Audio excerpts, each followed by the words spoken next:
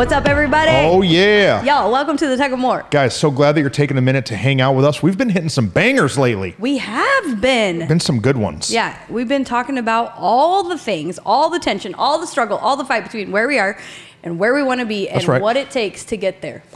We're officially in Texas heat. Oh, my word. It is humid and hot today. It's here. I might be glistening. Am I glistening? It's a good glow. Yeah, it's a good glow. Yeah. I've got a little mini treadmill in my office. Yeah? It's like it doesn't have like a handle on it.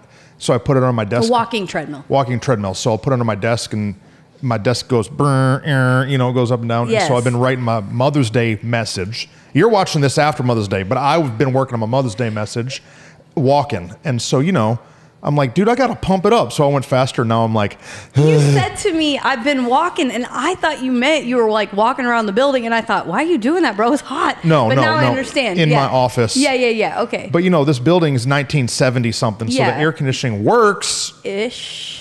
But like there are certain rooms that like it takes a second to really kind of get it kicking. It's like swimming in a swimming pool. You got like cold spots and warm spots. It's like no, you just swimmed in some pee. Oh, okay. That's what basically happened. Like that. So today, again, like always, conversation between two friends. Oh, I thought you were done. I thought we were done with the intro. Oh, well. But no, do it. Hit it. Oh, yeah. Well, where we want to be. And so today, I'm just saying. So today, I was trying to figure out how to get in what we're talking about. Whitney is the transition master. Today, what are we going to talk about? We're talking about the Tug of More. We're always talking about the Tug of More. Today, we're going to talk about our more. What? Where you are, where you want to be. Whitney went and got her hair fixed today. I did. Fixed. And that is the accurate word for it. Because I have been letting it grow to get healthy. And so my roots were so long. My girl Tiffany, I referenced her in a message at our Sisterhood or More, our women's conference. And she said, girl, you can't be doing that when your roots be looking as bad as they did. She said, you are bad advertisement. You're bad advertisement. No, it's okay. It's a girl thing. We also had Tiffany in the last episode podcast. We did. Hitting the pinata spice. Yeah. Did she talk about that? She talked to me about it. You know what she told me? Did she watch the Tug of More? Yeah, she watches Tug of More. Better be watching. My girl Tiffany be tugging into more like nobody I ever seen before. She's doing good. But she said, I'm a little disappointed in y'all. Why? Because when we did the pinata video, she said, y'all be acting like it's crazy. She said, girl, that's just a Mexican birthday party. Like, no, I never seen nothing like that. I've been alive 40 years. I never seen nobody act like that at no pinata. She said, that's a regular pinata, a regular birthday. She said, Jose be like, that's my girl. She said, y'all are like, watch out, Jose. So anyway, it's funny. Dude, we've got so many things happening. So many things. You've been dripping so much. I've been getting text messages that say, Pastor is dripping like crazy. Like, hey, dripping on dripping. It's because I'm about to tell everybody that they've got to be at a special Sunday. That's right. Should I just say it now? Yeah, they got to be at church this coming Sunday. Yeah, what's the date? Yeah, no, this will be the Tuesday in between Mother's Day and the 21st, and they got to be at church on the 21st. All right, there it is. Heard it here first. Look, his face got anxious. Like, what if we're not going to announce it on the 21st? I'm speaking it. We're going to have one service. That's right, 10 a.m. So we have a 9:15 and 11, but on the 21st we're going to have one service, bring everybody together. That's right. Because we have the biggest announcement in the history of More Church. Yes. You better get your butt there. Get your grandma. There. And if you're not, bring all the haters, bring them all. Let everybody come and hear what's happening. Hey, and if you are on the Tug team, but you're part of another church, that's awesome. Go to your church, but you better check it out online right afterward because you better buy a ticket and fly your butt here. Well, that's true too. Okay. If they're able to take the day off. So yeah, we've been dripping because lots of stuff is happening. So exciting. We're so pumped. Enrique every minute walks in my office, say, dog, let me holler at you for 5 minutes. Say, dog. He got something to say. It's good. So yeah, Enrique's been carrying the load too. We give him a shout out on Tug of More, but we should. We're so grateful for Enrique and all that he's carried. We have felt lighter in this season because he's been carrying a heavy load. And so, if you are a pastor, a leader, someone who has an organization and you have a team, you better empower your team because you don't even know. You don't even know what all more you can accomplish when you have a mighty team around you that helps. Give it away. Yeah. Give something away. Can you do it? Sure. But can somebody else? Yeah. It's that song. Give it away, give it away, give it away. Give it away, now. give it away now. Who is that? I don't know. I thought you would know it. That's you. Because I don't know. Is it Beastie Boys? No. No. It's like Fred Durst or somebody. Oh, okay. Well, it's somebody like somebody that. we shouldn't Dude, pronounce out loud. Red Hot Chili Peppers. Oh, that's Oh, right. it is the Easton, you're Peppers. right. That's who it is. I came home once with a pepper CD, and my mom broke in half, threw it away. Really? Red Hot. You know, speaking of that, And a it's Nirvana hot. one. I had the Nirvana one Well, with, Nirvana for sure. with the naked baby on it. 9 Inch Nails and all of that's like that genre. That's bad. Those are all inappropriate, right? Whoa. Isn't it? I don't know. I mean, don't know. It's not any more appropriate than But the Red Hot Chili Peppers are my jam in the summer. Like you said, it's hot. Yeah. Like, yeah. Californication. We gotta listen to that. So, but what are we actually talking about today? Okay, so as I'm prepping for my message, there's this idea that I've been chewing on that's kind of been coming into my mind a whole bunch. Yeah, let's talk about it. Tug of war, where you are and where you want to be, but unless you have a direction that you're tugging into, unless you have a real vision for like who you want to become, what you want to accomplish, then what are you running so hard at? Right. I think that we have to really choose who we want to become. Well, we don't have direction for where we're running if we don't have vision. You know, our context is the Bible.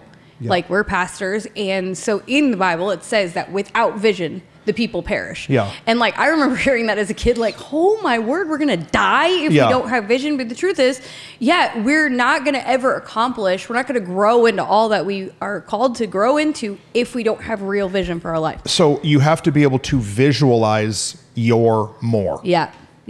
What is the more that you want to get to?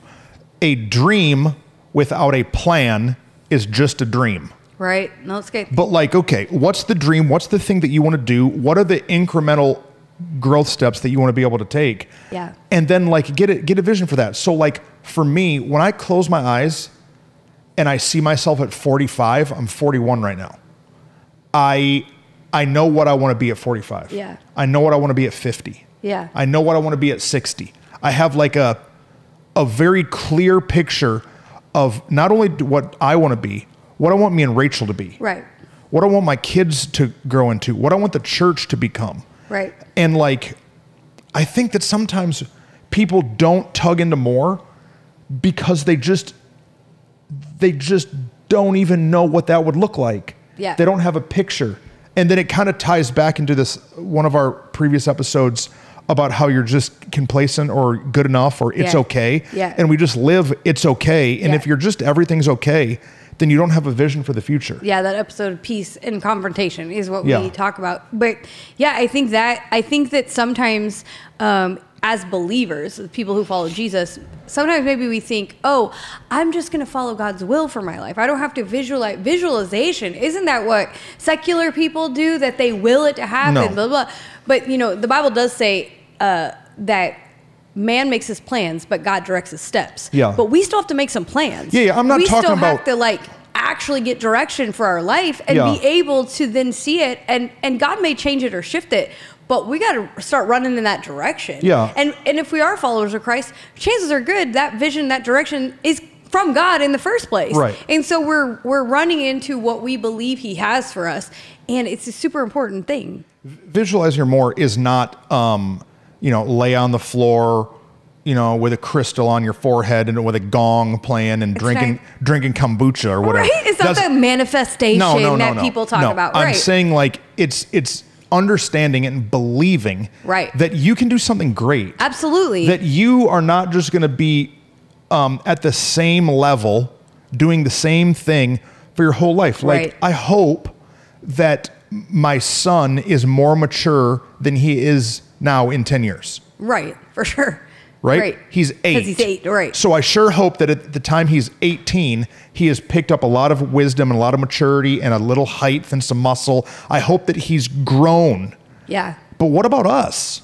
Right. Like, what about our 10-year plan? What about what we, like, visualize is not like you have to get a back rub, you know what I mean? And like eat dandelions or something. I'm saying like, when's the last time that we really sat down and talked to God and said, like, God, what do you have? What do I need to charge into? Right. What do you want me to accomplish? Well, I think that as young people, like in school, and there's like different benchmarks for us as young kids and even as young adults. First house, when do we get married? These things that like we're like stretching for these certain goals. I'm gonna graduate from high school. Yeah, I'm gonna graduate from college. I'm gonna get my first job. I'm gonna put a down payment on a house. I'm gonna find someone to marry. I'm gonna have my first kid.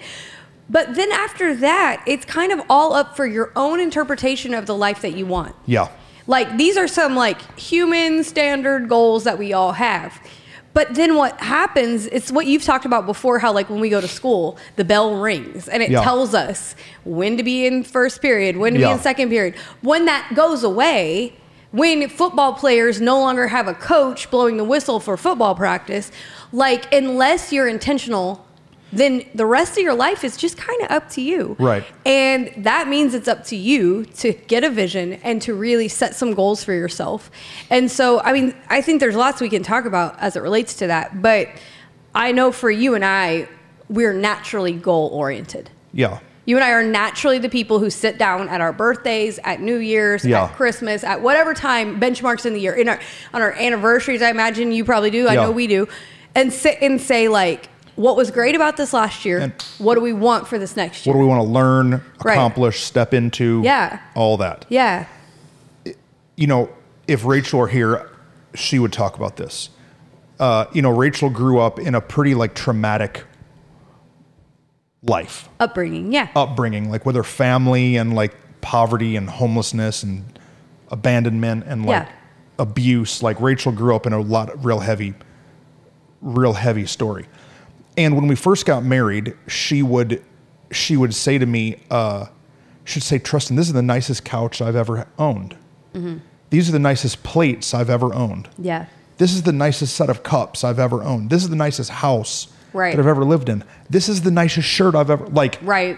And it felt like her first year when Rachel came with me home to visit my parents in Michigan, and my mom got her a bunch of Christmas gifts, Rachel sat there kind of like, shell shocked. Right. Because she had never experienced that. Yeah. And so for a lot of years for Rach, she was living that okay life. Mm-hmm. Yeah. This is great. Like I've made it. It's better than I ever expected for myself. It's better than I expected. Yeah. And I remember when we were planning our wedding, she said, you know, I never thought about my wedding dress.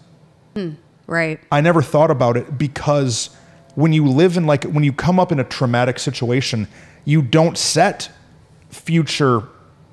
Right. You're not going to have a white wedding. Right. You're going to be dead by the time you're 17. Right, you don't think that far ahead. And like I remember in our early years of marriage, that was a struggle for her to be able to see who she could step into becoming. Yeah. Yeah. No, and like I think we all have different places and spaces in our life where we have to look at and evaluate, oh, maybe I'm just it's that comfortability again. Or, yeah, maybe I didn't have vision for it because I didn't know better. Right. Part of why she didn't have vision for it is because she didn't see that modeled for her. She didn't see other people with goals and vision around her. And I think in different areas of life, for me, like growing up in the house I did, there wasn't a lot of like, job goal oriented, like achievement, like that was in front of me. And so for many years, it was just like, paying the bills is enough. Like paying our mortgage is enough. And then realizing, oh, wait, it's not just that I want to be able to make enough money to have the house I want or the things I want or the car I want or go on a vacation. I want to live a life that's fulfilled. I want the job I have to be fulfilling me. I want my purpose to matter. And like sometimes you have to look at your life and go, wait, what wasn't modeled for me? And then what do I want differently for me? I think having kids for me really shifted that because I wanted more for them. Yeah. Sometimes we're not good at seeing it for ourselves. Maybe that's due to our trauma. I have no idea why. But when you get other little people you care about, sometimes maybe you don't have the like oomph in you to be goal oriented for you. Well, be goal oriented for the next generation. Yeah. Like allow yourself to be pushed into more. No, it's really good. Fortunately for me, growing up, my parents were always like putting that idea in my head of what I could become. Yeah. And like anywhere we went, if we were at a museum, my mom would say, you can do that. Yeah. like, I can be Albert Einstein and invent the light bulb. You can do that. Right. We go to the monster truck show with my dad. I'm like, look at Gravedigger. My dad's like, you can drive that. Yeah. And like, that's absurd. But you can. And so there was this like idea that, you know, parents say, my kid can be the president of the United States of America. But like, you really believed you I could? believed that junk until I was 30. Yeah. And I kind of even think now, if you tried hard enough. if I really shifted everything, let's go. Trustin 2054. Okay, all right. I don't even know if that's I don't even know that's a year, and I'm good. definitely not doing it. But like, I think that there's a childhood piece that's like believing in yourself. Yeah. That you can accomplish more, that you can really step into something. And so you have to visualize that. And you brought up a really good point that if you don't have that in you, then you have to expose yourself to things bigger than you. For sure. I just this last week was gone Saturday, Sunday, Monday, Tuesday. Yeah. And I flew to Atlanta, Georgia. Yeah. And then I drove to Gainesville, which is where Free Chapel Church is located. Their lead pastor is a guy named Jensen Franklin. He's a guy that I've watched for years. Listened to, been encouraged by, he's like had messages that have been like pivot points for me. You know, he's the man. He's the man. And so I follow their podcast, his podcast. And they said that they were doing a live podcast recording and they wanted to invite pastors to come to it. And I was like, get me a ticket. Yeah. And so I went and walked around this church that's much more influential than ours. Bigger. Yeah. It's a church that's kind of in the middle of nowhere. You and Aaron went with Rachel and I years ago. It's not the first time we've been there. We went there in 2018. Yeah, here's a picture of us with Jensen. Oh, and here's one of me with him in his kitchen. And so he invited pastors to go, and dude, I walked around and was just inspired. Yeah. Inspired by how they serve single mothers. Inspired that they are in the middle of nowhere, but yet they have a 5,000 seat auditorium that is packed twice. Inspired by the fact that they have people in their church that just get free breakfast every Sunday because that's their need. Inspired that there are 75-year-old men in the parking lot smiling. Yeah. And then we go to the podcast. Inspired, they have 10 camera shots. We have 3, so we're like, 3, we're still doing good. But they have a jib. A jib is a thing that you hang a camera on and it has a long, like 20-foot arm. Yeah. Dude, is that where they film all of the podcasts or just that one? No, just that one because it was live studio audience. I didn't ask you. But all I'm saying is, if you don't know your next step, if you don't know what the vision for your life could be, put yourself somewhere, expose yourself into something that you know what you want to be like. And get inspired. Not insecure. Or intimidated. Yep. We are good at this sometimes. It's so easy to sit there and look at all they are and all I'm not. Exactly. And not turn it into vision for yourself. No, as you're talking about it, I'm like, you know what? We have learned to be inspired because in the beginning, when we would put ourselves in big places, we would get intimidated. We would get insecure. We would see where we are. We would see how far we wanted to, like where we wanted to be and how far away that was. The gap is insurmountable. Between it would cause us to be insecure, intimidated, overwhelmed, all these words. Where instead we learn, no, if we'll just be inspired by it, we may not be able to get there tomorrow, but we can get here and here and here. And so think about where we were in 2018 when we went there. Oh, dude. Versus where we are today. When you just went there again. We have come super far, leaps and bounds, and have taken, though we're not anything like them, they're still vastly more influential and huge and numbers and budgets and all the words than we are. There have been so many pieces from them that we were able to be inspired to do and use in our context that pushed us into more. And man, I think that's such a great tool to be inspired, not insecure. Be inspired, not intimidated. And I think a lot of people don't set vision because of those reasons. Well, because it's easier to just be like, well, must be nice Right. They're easy. They got it easy. It's hard for me. You don't know their story. Yep. And it's not just organizationally. No. It's in your marriage. Right. Like if your parents were losers, okay, find another couple that you can just look at and be inspired by. I had a guy in the church come up to me one week. I was getting ready to go up and preach, and Rachel just put her hand on my back. Yep. And was scratching my back / like praying before I went up to preach. And a guy came up and he was like, man, I wish my wife would do that. And I was like, well, I gave her a back rub yesterday. This morning before I left the house, the garbage disposal was broke. So you know what I did? Fixed it. Fixed the garbage. So I'm saying, if you see a marriage that is inspiring you, don't get intimidated by it or think you can't get there. Just start to steal their traits. Right. Whitney and Aaron be traveling all over the place. Rachel and I are not natural travelers. We are not good at it. We don't budget money for it. I don't know why. It's our bringing. We did not vacation. Right. But we watched this trait in our friends that inspired us. Right. And they go, what do y'all call them? Barth Adventures? Yeah. Another Barth adventure. Another Barth adventure. And so you know what we want to do? We want to take some adventures. Yeah. Now, they might not be as cool or as often because it's still not as of a big a deal, and our kids aren't as old. Right. I was going to say, it's transitioned over the years. But look at something you want to get better at. Yeah. No, and make a vision for yourself. Well, you just said two things that are super important. One is you can't compare your right now to our right now. Yes. Because your kids are 10 years behind where our kids are age-wise. Yeah. And so when our kids were your kids' age, that's what our vacations looked like. Right. Very different and unique.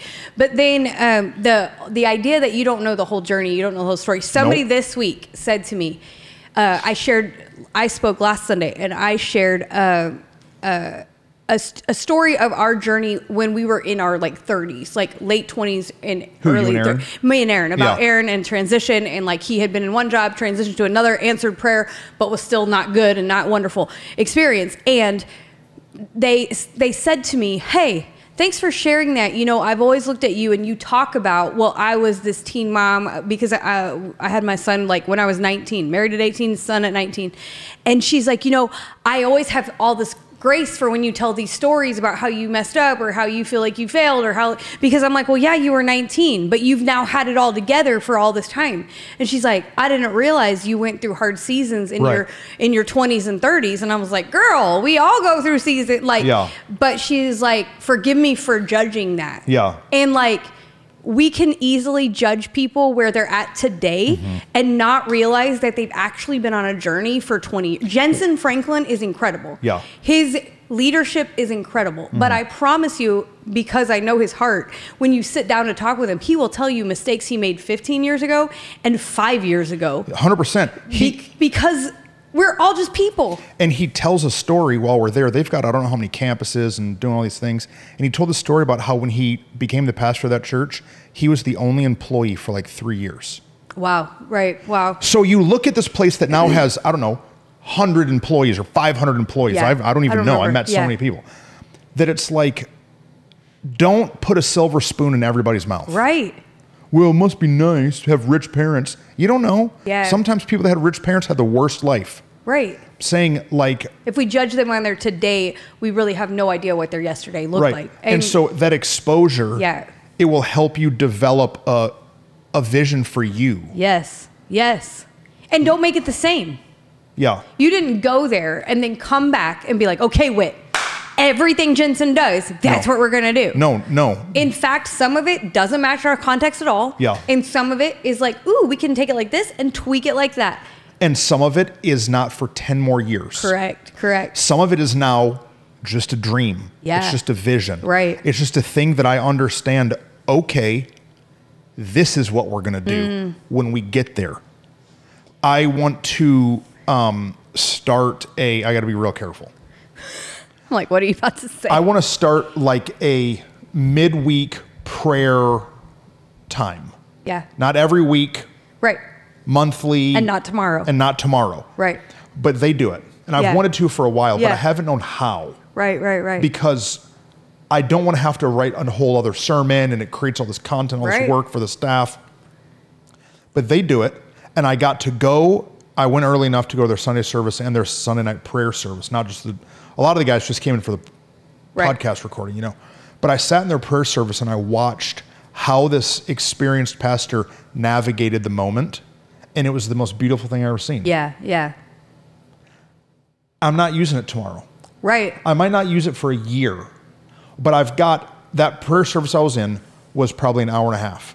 And I have 5 pages in my journal. And he didn't even preach a message. Right. But I'm learning and God's speaking to me. Why? Because I put myself somewhere to be exposed so I could get a new vision for me. Yep. When's the last time that you sat down with someone who is winning at what you want to win at and talk to them? Right. Your mom? When's the last time you talked to a mom who has some kids that grew up and weren't drug addicts? Right. Go and talk to them. Right. When's the last time in your industry that you took somebody from your industry to lunch? I'll never forget, I was at some I got invited to some pyramid scheme thing. Okay. Like back in the day. And it was real weird. Okay. So I'm not a fan of pyramid schemes, yeah, but we know.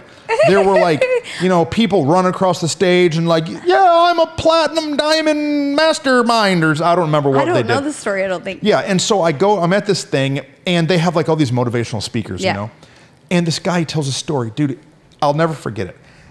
He's the kind of, it wasn't Simon Sinek, right? But he's like a Simon TED Sinek. Talk, Simon Sinek kind of guy. And he says that he got, now my brain's trying to figure out who it was. Anyways, he got hired by some company to go in and do leadership training. And so they were a sales company and they have 500 salesmen that work for this company. And so he's going in to inspire all of them. Right. And he says, how many of you 500 salesmen know the names of the top 3 salesmen this year in your company? And all 500 people raise their hand. And then he reads their names. Top 3 salesmen, name, name, name. And he says, so all of you know who the winners of your company are. And they're all yeah. And then he says, how many of you bought them lunch this year? How many of you asked how they're successful? Nobody. And he says, nobody raised their hand. And it blew my mind because we see people who are winning around us, but then we don't say nothing to them. We don't ask them nothing. We don't go and ask them anything. We did a whole podcast on ask a question or Oh man, I don't remember what it's called. We'll put it in a corner. Yeah. Ask first or something. And it just was one of those wow, he's right. There are 500 salespeople that all know the names of the people who are the best salesmen, but nobody went to get a tip. Right. And how many times do we do that we won't just go and learn? Right. Because we're insecure, we're intimidated, or we're unwilling to be humble. One or the other. Yeah. And it's not just in business, like you said. Yeah. Right now, we have a couple in our church that are fostering to adopt. And they've never been parents before, and they have gotten a child at an age that is 2 years old, which is the most difficult age. Right. And you don't get 9 months of pregnancy to mentally prepare and all the things. Yeah. This just happened to them all of a sudden, and just walking child in our house. Literally. Yeah. And so the amount of times in the last 6 months that they have texted and just said hey, this is happening. Can you give us insight? What did you do? How did that work for you? What about your kids? And not because they even knew my kids when they were 2. They didn't. Yeah. But they know who my kids are at 16 and 18. Yeah. And they're okay, you must have done something, okay? Right. Or at least experienced this somehow. And my 2-year-old is flipping out. I've seen your 16-year-old flip out, so you know how to handle it probably. Shout out McKinley. Yeah, what's up, girl? And so they have the humility to say, we don't know. Yeah. And they're not getting intimidated or insecure to ask. They're just hey, can you push us in the right direction? Can you, literally most of the time it's just, are we screwing this up? Should we be doing this better, different, whatever? There's so many opportunities in life, from literally parenthood all the way up to what you're talking about, serious business, where we have an opportunity. Pastor Tim, he talks about how as a kid, he didn't have a dad that taught him about finances and how to manage money and all these things. And we have a guy in our church he's really successful at that. And he said, I was scared to death. Like I was going to poop my pants. Well, Tim asked him to go but I'm going to go to lunch with him. And so we asked him to lunch and literally just said, here's my debt, here's my income, here's my things. Can you just tell me what I should do? And his willingness to just sit instead of being easily intimidated, you could be, by this guy, he said, no, I'm just going to go ask and see if he'll help me. And guess what? He did. And we've got to, we've got to eat the meat and spit out the bones. Correct. Because you're not going to just want to do everything. No. There's plenty of pastors. I mean, I'm talking pastors because that's what I am. Right. And so that's what I look to. And so there's plenty of pastors that I watch and I look to that I don't take everything they say. I don't agree with some of their theology. I don't agree with some of their practices. I don't agree with how flashy some of them are. I don't agree with some of that. But I can eat the meat. That means get the nutrition, get the things that are good for me. Get the good stuff. And spit out the bones. So like, maybe you don't like everything about someone's marriage. Right. But you like this. Right. Get a vision for yourself. Right. Yeah. Get a vision for you and your family. Get a vision for your kids. Get a vision, man. Get a vision. And like, I think that we can spend a lot of time worshiping and we can spend a lot of time praying. Praying is asking God for stuff. Right. God, do it, help it, fix it, make me, do it, grow me. Blah. But like, when's the last time you just sat down with your journal and said, hey, God, give me a vision for myself. Yeah. Help me see who I'm supposed to be. What business do you want me to run? Mm-hmm. Yep. But I think it's so good that like it can be what you're saying sounds really like great, but if you've never done it before, it can be a little overwhelming. Okay. And something you and I have like a tool that we've had as young people that we've now used constantly in the church, in the job that we do, is that sometimes getting the vision and the goal for who we are and where we are is overwhelming. Okay, instead, hey, God, can you give me my next right step? Mm-hmm. What's my next right step? You and I have been intentional last year to really teach that idea, but I think it's really helpful for some people because I've sat with people before who are just like, but if we go here and then we take this job and we do this and then we go there and we do this thing and then what if, and then in 15 years, what happens if, blah, blah, blah, and they get overwhelmed by the magnanimousness of their decision, their one decision. And I'm like, hey, all you got to do is take the next right step. Yeah. You don't got to freak out that I want to be this. You're great at that. You're good at, like, I want to see where I'm going. Mm-hmm. But for some people, I think they stall out because that feels so far. Well, I think feels so big. I think it has to be both and. Yeah, it has to be get the vision for way out, but then get okay, what's the next right step? But if that feels too hard I'm saying for someone like Rachel, who's never even had the idea of getting a vision before. Okay. That is so far and so hard. Right. When she was 20, she could have not. There's no way she could see, I want to get my master's degree and be a Spanish teacher extraordinaire that loves kids and helps point them to Jesus. And there's no way. No. But what do I want to do? The next right step is I want to graduate from college. Yeah. I want to be able to now be a teacher. I want to be able to love some kids. Like the next right step. Bite-sized vision. Yeah. Some people need bite-sized vision and that's okay. That doesn't make you bad. It just makes you different. Yeah. It's just different. It's a different. And as you grow that muscle. Correct. You need to start. You need to start pushing it. Yeah. Yeah. Push it. So it's not just, okay, in the next year, but really getting a vision for yourself of what you feel like God's telling you to do. Yeah. And it might not be. And some of those are think about it and let God speak. Some of those are a like literal impartation vision that God's going to give you of you doing something in the future. But if you don't ask, you might not receive. Like that's literally what it is. Because like you knew that God had called you to something while you were slinging perfume at a mall. Absolutely, for sure. But it's painful. Correct. It's painful to get a vision. The vision God has for me is painful. When I think about it, I had to sit up because this is about to shift, but in a good way. When I think about it, it's painful because it feels so far. Well, and it feels like I'm so inadequate. And I'm not actually good enough to get to the thing that he has dropped in my mind's eye. But it's about that next right step. It's about getting the vision in bite-sized pieces. But in that, so that's the next, like, to me, the next piece of that is once you can get to your next right step and once you can get your big vision, it will help you make some of the hard decisions. I think that when you're unwilling to get a vision, when you're unwilling to even see the next right step, then you stay in complacency because it's hard. It is sacrificial to push into more. Now, you don't have to answer this and we can edit it out. But when you were working selling perfume, how much were you making? In a year, I don't know, $17 an hour, $18 an hour, $22 an hour, depending on what company I was working for, what day. But what do you think that over a year? 50 grand, 60 grand, depending on a year. Okay. Yeah, depending on the job. Whitney was making 50 grand. Yeah. Which is not bad money. Yeah. Selling that stuff. That was probably the end. I was trying to remember. I'm like, I don't remember all the way. 50 grand. Yeah. Then I come along. I was like, oh, wait, I forgot. Oh, you're about to do this. Oh, then I come along. This is what's happening. Whitney and I start working together. Yeah. And I make Whitney a job offer. Oh, yeah. To come on full time as a pastor at our church. Yeah.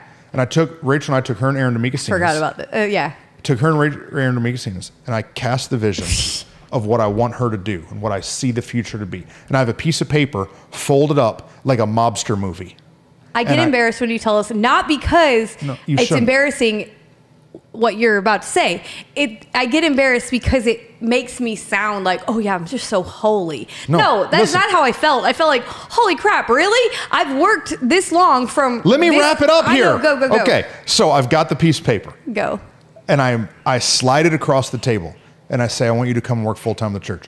I offered her $10,000. Yeah, that's true. It's all we could pay. Yeah, that's true. It's all we had, and barely. I was offering her a job on faith. You were doing it on faith, because we didn't have no money. Why did she say yes? Yeah, well. The reason she said yes is because she had a vision in her mind of who she knew God was calling her to be. So she was able to make this scary sacrificial step out of 50 grand a year into less. But because she knew it was the more God was calling her to. No, you're right. And without the vision, you would have said no. Yeah. And without, you're right. And if you would have said no, you're still slanging some perfume. Yeah, you're right. No, you're right. I'm saying like if we don't have the vision, we aren't ready to take the step. Pause. No, that's actually probably not true. Because I'm sitting here thinking about it. Which part? I wouldn't still be probably slinging perfume. Here's why. The things sometimes that hold us back are the comfortability of where we are. And so I probably would have been for the next year or two. But the climate of that job has drastically changed in the last 5 to 10 years. And so what once was a lucrative job, what once was comfortable, the boss I had, it changed. The company I worked for got sold to another place. It would have got worse. It would have got worse. COVID came. Like, that's why it's really hard for me. Even I was trying to remember because I worked it so long. I started at one point and I worked my way all the way up. And I was at the honest truth is, and that's why I get embarrassed. I was at a really comfortable place for that year and a half before I said yes to the church that I had worked really hard to get to. And it was in that I really did have an internal struggle. Like, we don't always talk about it, but like I said yes, but internally was saying, holy crap, I can't believe I'm saying yes to this. For sure. Because it was like, really? Are you really going to give this up? You've worked from a 20-something-year-old kid with no college degree, literally schlepping perfume and proving yourself over and over again to this spot. And what's funny is, in my humanness, I didn't want to let go of that. Because for me at that moment, it's the most money I ever made. It was the most comfortable in my role I'd ever been. It 100%. Was the highest level of like my job I'd ever achieved. And yet, what I now look back on and see is the downfall of that industry over the last 5 years. Yeah. Because of COVID, because of the fact that everybody orders everything online now. Yeah. Because of so many things. The number of knockoffs and all these things. That everybody has a perfume now. I want to say all that because I'm like, how many of us are holding on to something we think is comfortable? Good God. But we actually don't know that it's God about to die. Yeah, is actually trying to transition us from where we are to where he wants us. But because of fear, we won't let go of it. And really, God knows that thing's about to fall apart. So the reason that you are now doing what you're doing is because you had vision for yourself. Yeah. But you found somebody who had vision for them too. Correct. Because you did not say yes to 10,000. No. You said yes to me. Yeah. You said yes to the vision of what we could do. Right.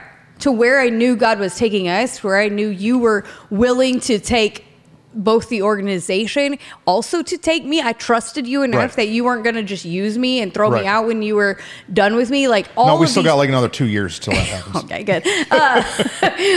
But like, just kidding. Kidding. Her heart falls through the chair. I'm already done with all that trauma. No, I was kidding. But like for real, like all of these pieces that came into play, and I think if you don't have what you're saying, if you don't have the vision for that. But it's not just vision. Yeah, man, it's not just vision for yourself, but it's a multi-layer vision. When you start getting vision for the future, you can start having what is the word? Like multi-dimensional vision? No, we have to have multi-dimensional vision. That allows you to go, okay, but even if this leap isn't correct, I'm going to land where I'm supposed to land because I'm in this multi-dimensional space. Well, it's the Spider-Verse. Yes. Yeah, Spider-Verse. So it's multi-dimensional vision because we are multi-dimensional people. Correct. I am a leader. I'm a pastor. I'm a father. I'm a husband. I'm a friend. I have a bank account, and I live in a physical body that gets fat and skinny. Right. Mostly fat. I am a multi-dimensional. No, shout out to you. You are actually at the lowest weight you've ever been. Since you've lived in Mansfield, Texas. Yeah. Shout out to you. I'm proud of you. You're doing a great job. Keep going. So we have to have a vision for all of those dimensions. Right. What kind of dad do I want to be? Right. My kids are going to graduate. They're going to be out of my house in a decade. We've only got 10 more summers. Yeah. What kind of dad do I want to be? Yeah. What kind of husband do I want to be? We're funny because we're talking about multi-dimensional vision, but what we're really talking about is we have to have a consistent pros and cons list of our life is really what it is. I mean, not really, but the truth is like you and I are able to build pros and cons lists for decisions we make this quick because we've been working in this multi-dimensional like vision for years now. We've been saying, okay, but how does that align here, here? And then the other part that we've gotten better at is when the vision changes. Sometimes we have vision for ourselves. We see where we're going, but it goes like this. Oh, I've been having vision for that 36 acres. Stop. I've been having vision. What? I've been having vision. Yeah. And then when it adjusts and when it shifts, if we're not willing to go, oh, but multidimensionally, because how many people do you know who are stuck because they're stuck on one vision that they saw? Me. I got stuck. It's get your plan off the throne. Yeah. I thought I'm going to do it like this, I'm going to do it like that, and then I'm going to have this opportunity, and this door's going to open up. And we get stuck in that there's only one lane. Yeah. There's 30 lanes, and they're not all for cars. There's bikes and boats and airplanes. You can get to, God can get you to where he wants you to get fast. Yeah. He just needs you to see far enough ahead to believe in yourself that you can get there. Wherever that is. Yeah. And so it might shift, it might change. I'm just saying, you and I both have done like this over the last 5 years. So when I first felt a call to ministry, I had a scholarship to an engineering college. And I thought I was going to go be an engineer. Right. And then God started really putting in my heart, no, I've called you to aim the light. It's like what he spoke to me. You know, you're going to aim the light. Okay. Well, I thought I was going to be a youth evangelist. Because this is what I had kind of been exposed to. Correct. I went to youth camps and these different things and seen these guys that travel the country and they preach to teenagers. And I thought, okay, God, this is the vision for my life. There's this guy named Ken Hubbard. I don't even know if he's alive anymore. He was an old guy back then who came and preached the youth camp that changed my life. I'm going to be like Ken Hubbard. This is what I'm going to do. So now this is the vision of my life. And Ken Hubbard had a big RV that he drove around the country. You know, like a big recreational vehicle. I thought it was Reggie Dabbs. Big hotel room on wheels. And so, I mean, Reggie was a part of it. No, I know. I just didn't never know. And so I think I'm going to be Ken Hubbard. I'm going to buy an RV. I'm going to drive around the country. And so then I'm like, okay, well, I got to go to Bible college. So I go to Bible college to learn how to be a youth evangelist. But I can't find a local youth evangelist who can mentor me, and I'm not good at college, so I can't travel with somebody and still pass my classes. So I just found a church that had a big focus on evangelism. and on outreach. So I go and I get plugged into the local church. And in the local church, I learned something.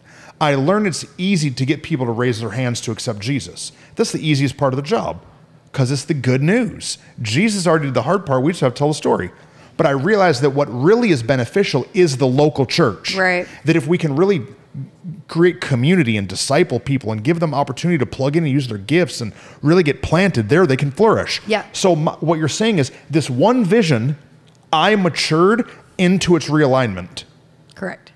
And I never wanted to be a lead pastor, ever. No, right. I wanted to be a youth pastor. I wanted to be a secondary guy supporting a vision. Yeah, and when you asked me to come and work, the job you asked me to come and do was a communications director. Right. To help make sure that all the communications of the church were in alignment, that was like what would work and how it would sound and the words and the grammar and the pieces.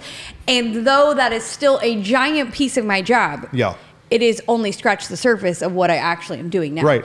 And we didn't even all the way know what Whitney's...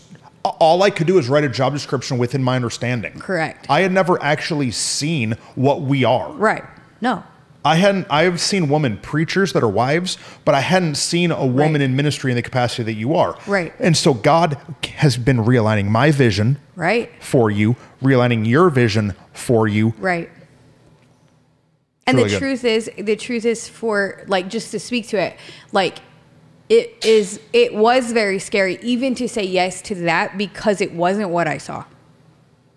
Okay, go there. It was when I remember, because you and I had a meeting first. So we had a meeting with Aaron and Rachel and you and I, but we also had a meeting at a coffee shop first, remember? No. But where you brought me the job description first. Oh. You said, I want you to think about this, pray about this, then we're going to have dinner, and I'm going to, like, really talk to you about this. Okay. And I remember when you slid it across, I was like, oh, huh. Yeah, a little offended or, like, disappointed. Yeah, like, that's not what I thought he was going to ask me to do. Because, weirdly, I had a vision for this, but not clear, just foggy vision. Yeah. Of, like... No, I'm supposed to help you more than that. I'm supposed to do something more than this. But instead of getting offended, I was just like, okay. Well, see, because God will figure that out. God will figure that out because my vision was not yet. My vision was based in something I had seen somewhere else. Right. So I hired this other guy that I went to Bible college with, and I thought he's the executive because that's what I've seen. Everything I've seen is a power male leader with a secondary male leader. Yeah. And I thought that's what I'm going to need. Right. And so, like, I couldn't even have proper vision or even hear God for what he had for you because I thought I already got this part figured out. Right. I'm saying, like, if you don't have a future vision, you can't even align it. Correct. That's what I'm saying. Throw it out there, man. Have enough vision to see, okay, here's what God has for me, and enough vision to see, oh, here's what God has for him. Like that, like I cared for you enough to know, like, oh, God's taking him places. Like, God's got things in store. Oh, he's got vision for where this house is going and what we're going to do. Okay, I'll say yes, even though it doesn't look like what I think it's supposed to look like. Because what happens is sometimes we won't take the next right step because it doesn't look like the final step. It's Tyler.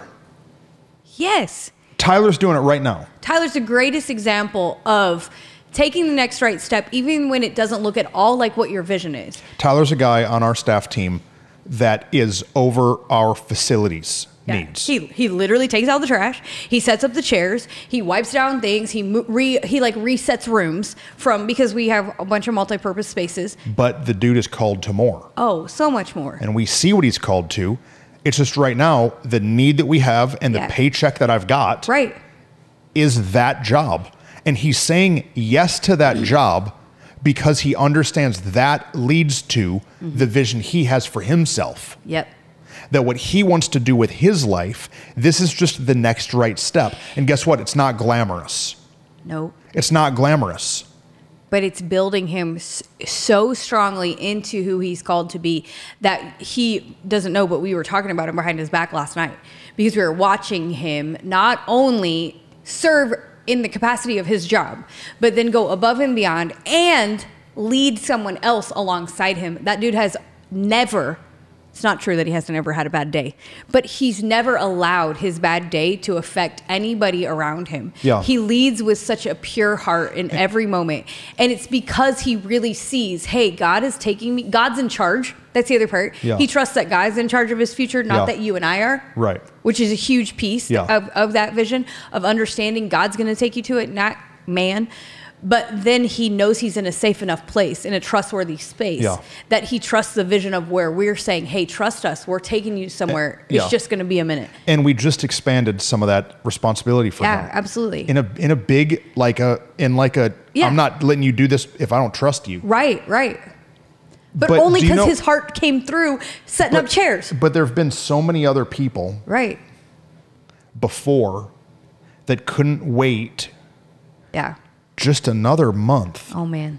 Just another minute. The last time we talked about this, we got so much hate mail. It was crazy. We did? Yeah. Oh, well, people get mad about it. Well, because haters watch. The haters are our motivators. Go listen to somebody else. If you don't like me, don't listen to me anymore. Yeah, it's okay. It's a waste of your time. Right. Go listen to somebody that mad, and that's not what our heart for you go is. Listen to somebody that you respect. If you don't respect me, go listen to someone else. But it's true. And what I love is that Tyler is he's leading by example, because what this next generation needs is to see that that's the way to do it. Yeah. Okay. We're already at 51 minutes. Oh, dang. This is fast.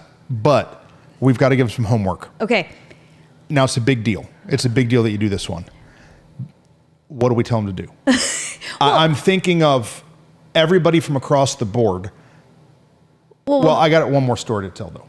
Okay. Well, I have a friend that I grew up with that I had this conversation with 8 years ago. Okay. And I was telling him the vision for my life, what I wanted to do. He said, yeah, man, I have a vision for my life. He says, I visualize it every morning. It's kind of like some yoga stuff, you know what I'm saying? And he's manifestation stuff. Manifestation. And he says to me, I envision myself walking out of my beach house, out onto a dock, wearing a white linen shirt unbuttoned, with a big Rolex watch, with a plane that has those things they can land on water, with a plane landing, and it lands. And I put out my hand, and my wife comes to my side, and she's carrying my briefcase. And we get on the plane, and I fly to one of my, and it was the douchiest. Can I say word douche? You did. It was the douchiest. I want to smack your Jersey Shore vision right out of your mouth. Jersey Shore. I don't even know what it, I was ugh, that's, you want to be a male Kardashian? This is the vision board for your life. You didn't talk about your kids. Yeah, it's not that deep. You didn't talk about your children. Yeah, what? You're talking about your linen shirt and he had a name for his Rolex. I don't even remember what it was. I'm like, dude, we're not talking about get a vision for your Rolex. This is not a dream board, vision board. No, I'm not. Don't. This is not like a high school project where you cut out a picture of a Lexus in a magazine and glue it on a poster board. Right. So I'm talking about. I'm talking about get a vision for who you are. Right. Actual purpose for your life. Your emotional health, your mental health, your confidence. The leadership that God gives you to help influence other people's lives. Mm-hmm. Okay. No, that's super important. It's super good. Don't take a picture of your Cadillac and send it to us and be like, I got a vision. No, that's not a vision. I used to know a lady who had a picture of a brand new Honda on her fridge, and that's what she would say every day, that God was going to give her this Honda. And I'm like, girl, the only way God's going to give you this Honda is you get out and work a job and pay for it yourself. Okay. That's the way you can do it. We're about to go a whole the Bible tells us to write the vision down and make it plain. Yes, please. And so the best, greatest thing you need to do is to write out, I think the best way to start is to write a 1 year, 5 year, 10 year plan. Okay. For me anyways, that sometimes is as far out as we can see in this season. 100. So in 10 years, you go to a job interview, it's one of the things, where do you see yourself in 5 years? And that used to tick me off, because I used to think I don't have a good answer for that. But it's because I was seeing it maybe through dream board vision goggles. But when you're willing to go, in 10 years, here's where I know God will take me. Here's where I want my family to be. Here's where I want my children to be. For me, here's where I want my grandchildren to be maybe in 10 years. In 5 years, here's where I want my family to be. Here's where I want to be in my job, in my life, in my purpose, in my emotional health.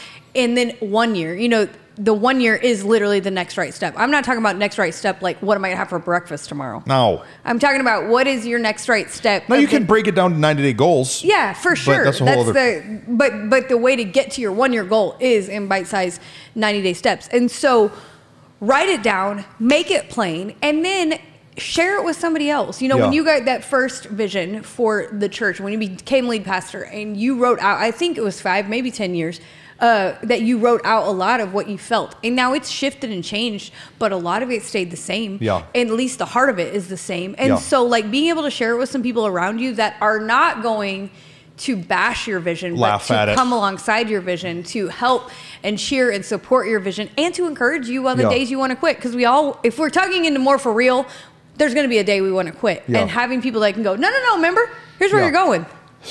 So 1 year, 5 year, 10 year. And then I think that you need to put some specifics on your list of what you want you to look like. Not just physically. So I went to go see Jensen, right? Yep. And so I watched him preach, and he's a great preacher. But I feel for me, I have a very different communication style. So I did not take anything from his preaching that I want. Right. But do you know what he did when he was done preaching? What? He went and stood in the lobby for 20 minutes and met first-time guests. Mm-hmm.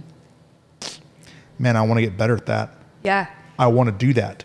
So now when I close my eyes and I see Trustin at 45, I see myself doing something different. It means we got to change the culture of our church. Right. It means we've got to change the culture of a couple leadership pieces. Right. It means a couple things. But so I took that. Mm-hmm. So who are the people that have attributes that you want to pull something from? It's really good. And then identify, explain, write down what those attributes are. Do not just get a picture of Dwayne "The Rock" Johnson. Be like, I'm going to be like, no, I'm never going to look like The Rock. No, he's not on my vision board. He's not on my vision for myself. Do you remember that movie, Italian Job? Yeah, And the guy steals the money. Yeah. And all he does is buy all the things that all the other guys were saying they wanted with the money. Yeah. Like, don't steal somebody else's vision. Yeah. Your vision for you is for you. And it doesn't mean that it has to match up to somebody else's. Somebody else's might be like, whoa, shoot for the moon. And yours might be that you want a healthy home that's peaceful and you want your mortgage paid off by the time you retire. Yeah. And that is a great vision. Yeah. You can't compare your visions and think, oh, mine's not good enough. No, whatever it is God's called you to, run at that. And then the thing is, as you run at it, he's going to give you more. Jensen invited us to his house. Yeah. And so we went and had lunch at his house. And then he said, hey, who wants to go see a movie? I was like, I'll go see a movie with this mentor. So we go to a movie, and can I tell you, that dude just walked up in some joggers and a T-shirt and a ball cap like he's not famous. Right. He didn't have security guards. Right. Like all these other mega church pastors that I've rubbed elbows with. Right. He just walked. And I'm saying, like, there's attributes of what I saw in him that I'm like, I want that for me. I'm going to steal that. I'm going to steal that. I'm going to implement that. That's now a new vision thing that I'm going to push into my life. It's so good. And so what do you want to become, man? What do you want to become? Yeah. And it makes me upset because sometimes I feel like I believe in people in our church more than they believe in them. Yeah. I'm starting to get a little mad about it. It's the whole reason we're doing this podcast for real is because as you're talking about it, as we've been talking about, we're in a series called Holy Shift, that once you get off the throne, there's a shift that has to happen in you. And we're talking about the idea that, like, man, why won't people make that holy shift? Why won't they step into everything God has for them? Why won't they do it? And sometimes it's just they can't see it. They really can't see for themselves all that God has for them. You and I had a meeting with a couple back at our Matlock building. Yeah. So this is like 5 years ago. And this guy, he wouldn't get a consistent job. Yeah. He just couldn't seem to pull it together. He had a record and a history. And I remember in that meeting getting mad at him and pounding on the table and telling him what he was, what he could do, what he could step into. Quit painting yourself for what you did when you were 20. Step into what God had. I was mad at him. Yeah. And he's finally started it a year ago. Right. A year ago. A year. It's 5 years ago. Yeah. And I've been banging on the table every time I see him. Come on, man. Yeah. And he's doing it now. Yeah. He's got a real job. Yeah. He's got real income coming into his life. And he walks with his head higher than he ever has. Right. In his whole life. He's proud of himself now. This guy's old enough to be my dad. He got it. But I had to believe in him long before he'd believe in himself. And I don't even know how to articulate that all the way. No. I wish that you could just believe in you how God believes in you. Yeah. Because if you could believe in you how God believes in you, you could get a vision for your life. Right. Yeah, but it's why community is so important. It's why allowing yourself to be put in places of what you just talked about, exposure of others who've been there. Because for this couple that has this new baby, I know you didn't have 9 months. Separate couples. Oh, different. Sorry. Yeah. For the couple I was talking about before Yeah. that has this new baby girl. I know you didn't have 9 months. I know she came to you in a different way than you originally planned, but I see who you are already. You're already tender, caring people. You're already mother and father to so many. And like allowing yourself to be in places where people will speak life into you, and those exposure places. Jensen this last weekend spoke life into you about something you've been insecure about and 100%. thinking you weren't doing correctly. Yeah. And he was able to go, no, bro, you just did the thing you're asking about. Right. And it shifted something in you that you realized, oh yeah, I'm doing it better than I thought I was. Yeah, I asked a question in the podcast. We'll clip it later because it's not released yet, and we'll put it in an episode. Yeah. And 7 years ago, when you stepped into lead pastor, there were times that I believed in you more than you believed. 100%. There were times I was like, no, wait a minute, that's not who you are. Here's who you are. And here's who you're going to be. Yeah. And there were times for me that you believed in me more than I believed in me about certain things. And we had to rattle that for each other in moments and go, no, wait, let me expose you. Yes, you can. Let me expose you to who you're going to be. And we have to, once we write the vision down, make it plain, then we can allow other people into it that can help push us into more, but we have to be willing to receive it. 1 year, 5 year, 10 year, list of people that are inspiration, a part of their life. And if you don't have them, go find some. Yeah. If you're like, I don't know anybody, I don't have a name that is a person who inspires me, go and expose yourself. Right. Get a coffee date. Go meet with somebody. Go just hang out. Go creep them on the internet. Go, I don't know. Right. Go, no, it's true. Go and find somebody. And if you get rejected, try again. Try again. You've tried to find mentors before and gotten rejected. Oh, bro, burned. Yeah. Burned. Like we've all tried to reach out to people and they're going to come and they're going to be my friend or they're going to help me or they're going to and they haven't. They say don't meet your heroes. Yeah. Sometimes people suck. Sometimes people are the worst, but sometimes you come across people that you're just blown away that they're willing to actually just give you great wisdom. One of our mentor pastors, Pastor John McKenzie, has met with us twice in the last week. Yeah. This man has an incredible organization, 4 campuses, incredible church, and has been willing to, every time before we've driven to him because we're honoring him, but he's come to us. How come? Because we got some stuff happening. Because some reasons why he had to come to us. But he's come to us twice in the last week. Why? Because he was the right yes. Yeah. He was the right mentor to say yes to us at this local level. And even though he surprised us by being that one, it took a few times where you and I got rejected or got pyramid schemed. We'd be in meetings thinking that people were loving us. And instead they'd say, actually, if you'll sign up for this program, I'll be your mentor. Yeah. And instead, this dude is like, I'll just love you and take care of you. So keep trying. Don't get upset if you get rejected. Don't get insecure. Don't get intimidated. Get inspired. Get a vision for your more. That's right. And believe that you can do everything God drops in your heart. Yep. Love y'all. And we can't wait. We can't wait to celebrate you. That's right. We can't wait to celebrate you. I was talking to a mentor pastor years ago, and he has all these guys. He talked about how. Are we going too long, or am I okay? Oh yeah, it's fine. I thought you were saying we got to wrap it up. So it's fine. This pastor was talking about how his wife got a vision. His wife got the big inspiration that they wanted to build a house, like a big house for women that didn't have abortions but kept the baby and needed a place to live. And so they wanted to essentially build like an apartment complex, hotel, not a halfway house, but what's it called? Like a place for these women to live. A safe house. And so she gets real excited about it and gets a whole plan. And so he takes up an offering on a Sunday for this and brings in one offering $3 million. Wow. And I'm sitting there and I'm like, wait a second. This dude just brought in more than our entire annual budget. Right. In one offering. And so at the end of his teaching, he says, are there any questions? So I shoot my hand up and I said, where did you get those people? How did you get people to go to your church who have the financial capacity to give that much money? You know what his answer was? Yeah. I grew them. So good. And it started to shift some stuff in me. Yeah. Because before that, you were thinking, we just got to get a couple millionaires. We just need where to do we find get them? some Let's rich go find people. them. Listen, let me tell you what God's going to do in more church. He's going to grow them. That's right. He already has been. He already has been. Yeah. He's going to grow you. You have a business idea that you've been too afraid to start, and you're going to start it, and you're going to be faithful, and you're going to give sacrificially out of it. He's going to bless you beyond what you can even comprehend.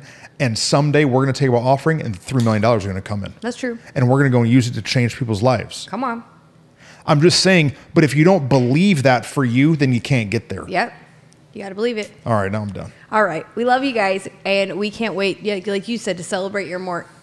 Share it, post about it, talk about it, but then let us know what God's doing, and the more that you are stepping into, maybe let us know the vision that He's spoken to you. We'd love to hear about it. We want to hear about it and celebrate it. Don't miss this coming Sunday. You better get your butt there. You better be there, 10 a.m., Willie Pig Auditorium. Oh, this is episode 96? I don't know.